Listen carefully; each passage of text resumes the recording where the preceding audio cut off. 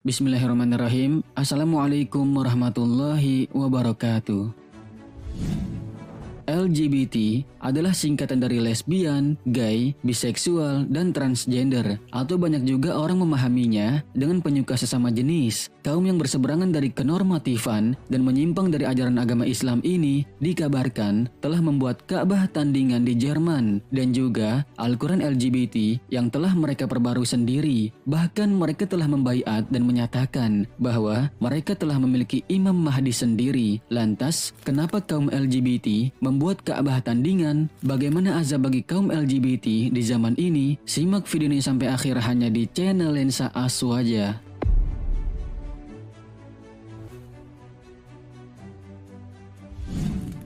Kaum LGBT buat Ka'bah pelangi di Jerman dan Al-Quran LGBT.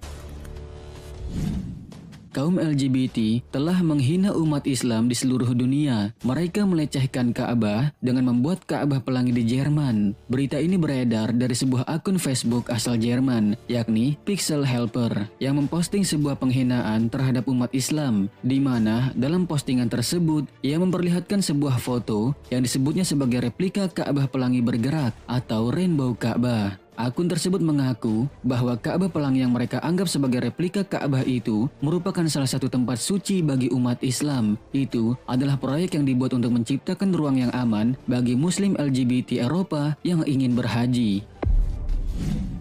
Replika Ka'bah pelangi itu berada di kota Friedrichsplatz, Kassel, yang merupakan kota terbesar di Hessen bagian utara Jerman. Dalam postingan itu disebutkan akan memulai perjalanannya untuk memperjuangkan hak-hak LGBT dalam Islam di seluruh dunia. Akun tersebut juga meminta penghapusan hukuman bagi anggota LGBT di Arab Saudi, Uni Emirat Arab, Qatar, dan semua negara yang memberlakukan hukuman penjara hingga hukuman mati bagi pelaku LGBT.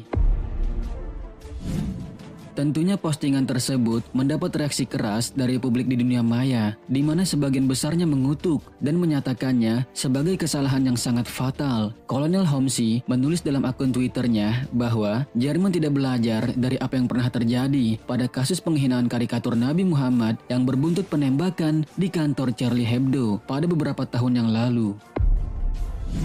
Selain Ka'bah pelangi, kaum LGBT ini juga mengaku telah memiliki Al-Quran LGBT yang telah diperbarui dan mengajarkan paham pelangi, yakni kesetaraan, pernikahan untuk semua tanpa kekerasan. Mereka berpendapat ajaran Islam saat ini telah disalahgunakan untuk menetapkan dogma-dogma, larangan, dan marginalisasi suatu kaum. Kelompok itu juga mengaku telah memiliki seorang pemimpin yang mereka sebut Imam Mahdi yang telah bisa berbicara langsung kepada Allah dan mendapatkan perintah untuk melakukan perubahan atas ajaran Islam yang murni. Imam Mahdi palsu itu diklaim datang dan membawa ajaran Islam pembaruan yang bisa menjadi jalur alternatif keimanan seorang muslim penuh toleransi, cinta, dan rasa aman tanpa pelarangan. Dari Instagramnya mereka mengatakan, Imam Mahdi di sini, kami mengundang kalian LGBT untuk beribadah haji ke Ka'bah pelangi di Eropa. Pernyataan Pixel Helper itu mengundang banyak komentar, termasuk dari netizen yang bermukim di daratan Eropa, Jazirah Arab, dan tentu saja juga di Indonesia. Kebanyakan dari mereka mengajak netizen lainnya untuk memblokir akun tersebut. Selain unggahan Pixel Helper, ada juga berita kontroversial yang memprihatinkan dari kaum pelangi di Jerman ini, yakni adanya sebuah masjid liberal di Jerman yang bernama Ibn Rushd Gothi yang mendukung LGBT dari laki-laki dan perempuannya untuk sholat secara bercampur tanpa menutup aurat, yakni perempuan dapat sholat tanpa menggunakan mengkena dan bahkan diperbolehkan menjadi imam dengan makmumnya ada seorang pria. Masjid Islam liberal di Berlin, Jerman ini juga mengibarkan bendera pelangi untuk mendukung komunitas LGBT di tengah-tengah acara Pride. Masjid itu juga mengklaim sebagai satu-satunya masjid liberal di negara tersebut yang membentangkan bendera simbolis di depan sejumlah kecil orang pada beberapa waktu lalu. Nauzubillahi min dzalik. Azab bagi pelaku LGBT. sahabat beriman, perbuatan mereka kaum LGBT ini tentunya sangat tidak normal dan ini merupakan perbuatan yang telah melampaui batas dan sangat diharamkan oleh Allah Subhanahu wa taala. Perbuatan LGBT ini sebenarnya bukanlah hal baru. Ini sudah terjadi sejak masa Nabi Lut alaihissalam dan mungkin kita semua sudah mengetahui kisahnya bahwa Allah Subhanahu wa taala mengutus Nabi Lut alaihissalam kepada sebuah kaum yang melegalkan perbuatan homoseksual seperti LGBT di zaman ini, yakni sebuah perbuatan keji yang belum pernah dilakukan oleh seorang pun sejak zaman Nabi Adam alaihissalam. Nabi Lut sendiri mendakwahi kaumnya dengan melarang mereka dari perbuatan yang sangat keji tersebut.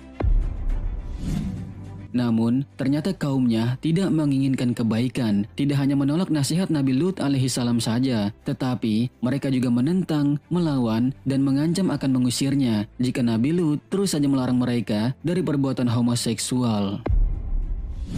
Akhirnya, Allah Subhanahu wa taala menyegerakan azabnya di dunia sebelum di akhirat dengan suatu azab yang belum pernah Dia timpakan kepada kaum-kaum sebelumnya, yakni azab yang sangat dahsyat. Allah Subhanahu wa taala menjungkir balikan bumi yang mereka pijak, lalu menenggelamkan mereka ke dalam bumi. Kemudian Allah Subhanahu wa taala hujani mereka dengan batu-batu yang terbakar. Hal ini seperti firman-Nya di dalam Al-Qur'an, maka mereka dibinasakan oleh suara keras yang mengguntur ketika matahari akan terbit, maka kami jungkir balikan negeri itu dan kami hujani mereka dengan batu dari tanah yang keras. Sungguh, pada yang demikian itu benar-benar terdapat tanda-tanda kekuasaan Allah bagi orang yang memperhatikan tanda-tanda. Al-Quran Surat Al-Hijr ayat 73-75. Sahabat beriman, sedangkan zaman ini sebenarnya siksa azab terhadap mereka juga sudah Allah berikan di dunia sebelum di akhiratnya, yakni seperti cacar monyet, HIV, kencing nanah, dan penyakit lainnya, termasuk juga merasa dirinya normal. Itu jugalah sebuah penyakit, sebab ia tidak merasa bahwa itu adalah sebuah penyimpangan dan sebagai bagian dari siksa tersebut karena telah hilang kepekaan terhadap dosa. Dan sebenarnya musibah mengerikan bagi manusia adalah ketika bangga dengan maksiat dan menganggap maksiat itu normal, maka hendaknya mereka bertobat kepada Allah Subhanahu wa taala, ingin berubah dan yakin bahwa ia pasti bisa berubah. Adapun pihak yang membela mereka dengan alasan hak asasi manusia, maka kemana mereka ketika pelaku LGBT menderita berbagai penyakit menjijikan itu? Pengagum hak asasi manusia mendorong mereka untuk melakukan kebebasan, tetapi kemudian membuang mereka di saat mereka menderita. Pembelaan terhadap LGBT merupakan pembelaan terhadap pelanggaran menurut agama manapun. Semoga Allah Subhanahu wa taala melindungi dan menjauhi kita dan anak keturunan kita dari sifat LGBT dan dari segala macam bentuk fitnah dan keburukan dunia dan akhirat. Amin ya Allah ya Rabbal Alamin. Wallahu a'lamu bissawab. Wassalamualaikum warahmatullahi wabarakatuh.